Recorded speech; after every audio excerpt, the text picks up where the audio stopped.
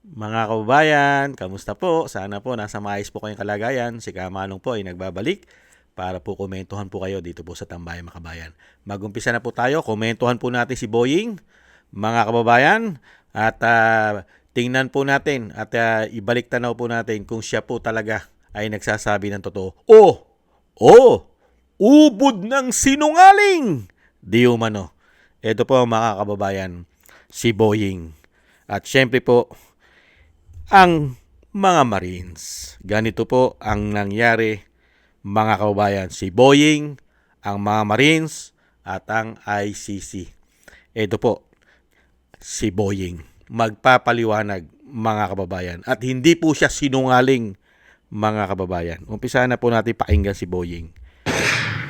Hanggang March 16, whatever relationship we have It's on an arm's length basis, meaning very transparent if ever. But we have never spoken to them. So you have had contact even at No, ma'am. arm's length? We do not have any contact. What we're saying is we are very transparent about what we do, and we have never had any contact with the ICC. Sinabi ko, nakausap ko. O ano ngayon? Tapos na yata ang pangyayari nun. Ba't tapos na yata yung pangyayari nun? Tapos na po. Yung kinausap namin. So 2025, 2025 yan ang kinausap. after March. After March. Wala pang isang taon yun. Whatever relationship we have, Ayan. It's on an arm's length basis, meaning Hindi raw po siya nakipag-usap sa ICC at nung makipag-usap daw po siya ay tapos na ang pangyayari. Ibig sabihin, nakidnap na ang dating Pangulong Duterte. Totoo po ba na ang ICC, mga babayan, ay nagpunta sa Pilipinas nung matapos po nakidnapin ang dating Pangulong Duterte? Mga kababayan, ito po, pakinggan po natin ang mga apidabit at salaysay ng mga Marines, ng mga ex-Marine sa pamamagitan po ni Attorney Baligod, mga kababayan. Ito po, pakinggan po natin at yung ICC, mga kababayan. So, isang napakalungkot na confirm, no? Ito, yung team leader ng ICC investigators, si Chantal Daniels. Siya yun. Makinig kayo, ICC. Pero ito yung picture niya sa Makati. Kasi sila ang nagbantay. Ito yung mga ibang kasamahan nila. So, pan lang ito, mga konting prueba lang. Okay, salamat po ha. Yan po mga kababayan, ang mga ICC, si Chantal Daniels. Si Chantal Daniels, yung sinasabi pong isang miyembro ng ICC na labas-pasok yata sa Pilipinas. Pero hindi po nakikipag-usap si Boying. At gaano po katagal na ang ICC na labas-pasok sa Pilipinas? Yung kay Boying ay 2025 pagkatapos po raw kidnapin si dating Pangulong Duterte.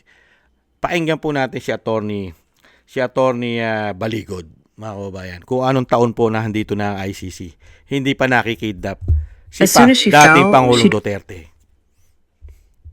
Angkot po or nasali ang mga sundalo natin sa ginawang operasyon ng ICC investigators sa Pilipinas. Unang dumating ang mga ICC investigators noong December 2028. December of 2023. At bago mag-December 2023 ay inutusan sila na magpapalit ng peso to dollars. Dalawang maleta na ang bawat maleta ay may nilalaman na 56 million pesos. Kaya nakapagpalit sila ng equivalent to $2 million. At ang sabi ng mga executive assistants ni Ginoong Saldico ay pinaghahandaan daw nila ang pagdating ng foreigners.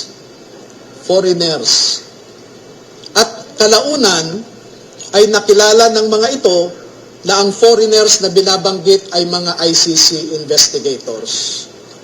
At nakapaloob dito na ang ginawa nila ay mag-interview ng mga witnesses na ipinapaarating sa kanila ni Sunny Trillanes. Wala silang ibang in-interview na mga witnesses, kundi ang mga tao lamang na pinapadala ni Sunny Trillanes. At ibinigay kay Sunny Trillanes ang pondo para sa pag-asikaso sa mga ICC investigators na ito. Kaya naman po, lahat ng sasakyan na ginamit, lahat ng hotel accommodations ay sinagot ni Saldico at saka ni Sunny Trillanes. Nakita niyo po mga tambay, yan po yung $2 million. At mismo si Boying noong nakarang araw ang nagsabi na nakausap niya ang ICC sa pamamagitan po ni Trillanes. At syempre po, sinabi rin niya sa bahay niya sa Makati. Hindi po ba? Ngayon, hindi po sinungaling sa kasaysayan po ng ating panahon o sa kasaysayan ng bansa. Wala po tayong naging DOJ Secretary na sinungaling. Ubod ng sinungaling. Wala. At kailanman ay hindi po tayo nagkaroon sa kasaysayan ng ating bansa ng ubod ng sinungaling at may issue pa ng korupsyon na ombudsman. Never. Lalong-lalo po si Boying. Hindi po sinungaling yan. At lalong-lalong hindi niya po kayang magnakaw. At lalong-lalong hindi po masasangkot sa pulburon. Pati anak niya. Hindi po sinungaling yan. Lalong-lalong hindi po magnanakaw. At lalong-lalong hindi masasangkot sa pulburon. Hindi po ba? Yan po si Boying. Ganyan po katindi. At hindi sinungaling si Boying. Basta Rimulya. Basta Rimulya, mga kababayan. Hindi sinungaling yan. Basta Rimulya. Mapagkakatiwalaan mo, mga Rimulya. Hindi yan Judas. Hindi yan taksil. Hindi po ba? At hindi ka ibebenta niyan. At never ka ipatapon yan sa ibang bansa. Basta Rimulya. Ang mga Rimulya ay makabayan. Makabayan! At kailanman ay hindi makikipagsabuatan yan sa ICC. Dahil makabayan ang mga Rimulya. Hindi po ba? Kaya nga po, kailanman hindi nagsisinungaling si Boying. Never. Nakipag-usap siya sa ICC, tapos na, nakidnap na. Yan po sinasabi ng pamilya Duterte. Kinidnap ang kanyang anak at never nagawa yan. Hindi magagawa ni Boying yan nung panahon na siya ay DOJ Secretary. Never. Hindi po ba? Dahil si Boying kailanman ay hindi gumagamit ng bendalo at break the law. Sumusunod po yan sa ating konstitusyon. Sumusunod po yan sa saligang batas si Boying. At nagbibigay po yan ng due process sa lahat po ng kanilang lilitisin. At syempre, kakasuhan. Hindi po ba? Ganyan po si Boying. Hindi po ba? Boying. Kaya nga po mga kababayan, ang panahon po ay nagsasaysay. Lalabas naman po ang katotohanan. Lahat po ay lalabas ang katotohanan. Mabilis lang po ang panahon. Si Boying, tigas ang tangge, napakarami pong alibay. Hindi po ba? Hindi mauubusan ng katwiran. Hindi mauubusan ng alibay.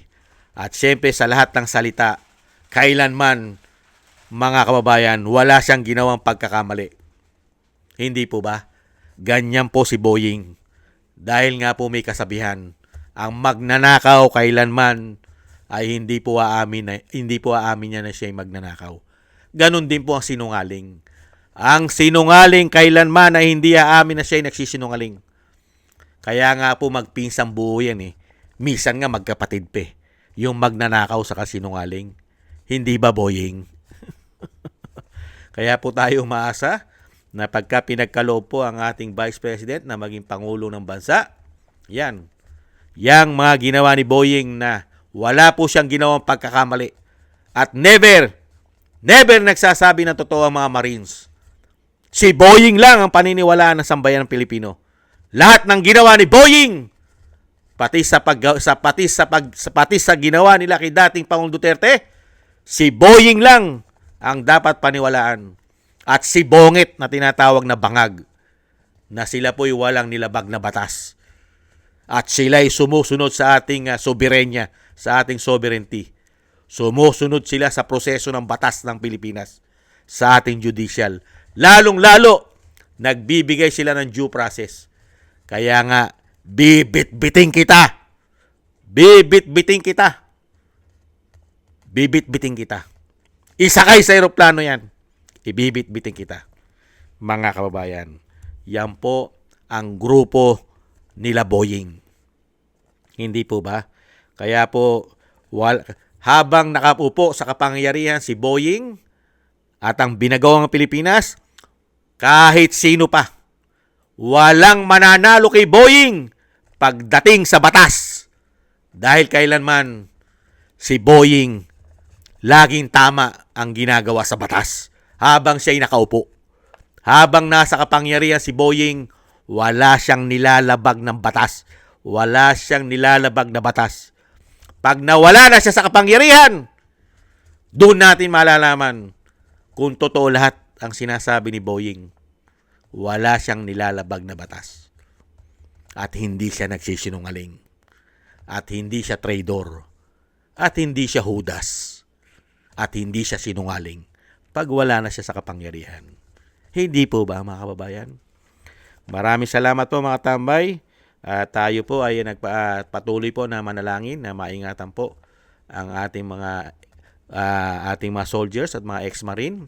At ganun din po ang pamilya Duterte, ang ating Vice President at ang dating Pangulong Duterte, na madugtungan pa rin po ang kanyang buhay at kalakasan at ang ating buong sambayanan ay maingatan po sa kapahamakan.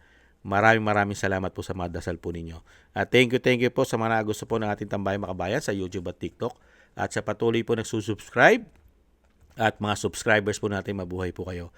At sa mga nagko-comment, like, share, thank you po, mabuhay po kayo. At shoutout po sa mga nagbibigay po ng tulong at biyaya. Shoutout po kay Mila Yi, Tatay Nick ng Canada, kay Eric Hershaw ng Canada, Ani Jo, ako si Pilam, Bei Chichioko, Kingston ng Hong Kong, Jake Yahut ng California, USA, Gina Ray ng Berlin, Germany, Julieta Celona ng Sydney, Australia, Baby Roman at Ate Isa ng Cagayan, si Jem Aris ng United Arab Emirates, Jovelyn Watanabe ng Japan, si Chudorico Erguisa Jr., si Arfel Villacorta, Wills Bubbles, Rosalina, Michelle Yamaguchi, Norma Garcia, Gay at Shena, Nancy Lumampaw, Balance Vision TV, Jesus Valdepena. Thank you po sa inyo at ingat po kayo, mga kababayan, lalo po sa inyo po mga paggawa. God bless po sa inyo lahat at tayo po'y magtiis. Hindi naman po sila panghabang buhay dyan, mga kababayan. At makakamit din po natin ang katarungan pag dumapo na po ang agila sa Malacanang. Muli po, magandang araw, gabi, tanghali, gabi po sa atin lahat. Paalam.